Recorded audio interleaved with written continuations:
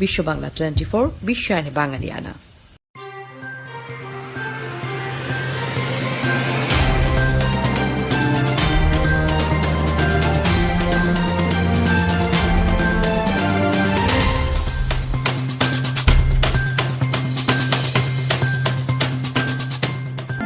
Corona ভাইরাসের সংক্রমণের সংখ্যা 1.5 কোটি ছাড়িয়েছে। মৃত্যু হয়েছে 6,18,000-এরও বেশি মানুষের।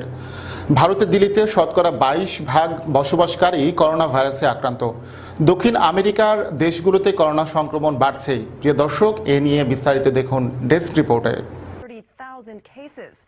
ইউরোপে ছড়িয়ে পড়া করোনা ভাইরাস ল্যাটিন আমেরিকায় বিস্তৃতি পেয়েছে অন্যান্য বিশ্বের একটু পর, কিন্তু আক্রান্ত মৃত্যুর তুলনায় ক্ষতিগ্রস্ত হয়েছে দক্ষিণ আমেরিকার দেশগুলোই বেশি। এমনকি বলিভিয়া, ইকুয়েডর, কলম্বিয়া এবং পেরুর মতো দেশগুলোতে এখনও সংক্রমণ করার কোনো লক্ষণ নেই বলে জানিয়েছে একটি গবেষণা সংস্থা। উল্টো সংক্রমণ বাড়ছেই বলেও মনে করছে গবেষণা সংস্থাটি। বিভিন্ন সময় বিরোধিতার পরও সম্প্রতি পরিস্থিতি স্বীকার করে নিচ্ছেন মার্কিন প্রেসিডেন্ট ডোনাল্ড ট্রাম্প। অপছন্দ করলেও মাস্ক পরতে বলেছেন তিনি। একই সাথে জনাকীর্ণ বার এড়িয়ে যেতে তরুণদের প্রতি পরামর্শ দিয়েছেন ট্রাম্প। ইউরোপের অন্যান্য দেশের মতো সংক্রমণের প্রাদুর্ভাব কমে আসলেও যুক্তরাজ্যে আবারও একদিনে শতাধিক মৃত্যু হয়েছে।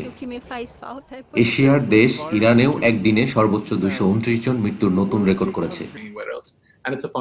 ভারতের দিল্লিতে বসবাস করা নাগরিকদের মধ্যে 5 জন মানুষের মধ্যে কমপক্ষে একজনেরও বেশি মানুষ করোনায় আক্রান্ত বলে সম্প্রতি এক গবেষণায় উঠে এসেছে। গত 27 জুন থেকে 10 জুলাইয়ের মধ্যে এক পরীক্ষায় এ তথ্য উঠে আসে। ডেস্ক রিপোর্ট, বিশ্ব বাংলা 24।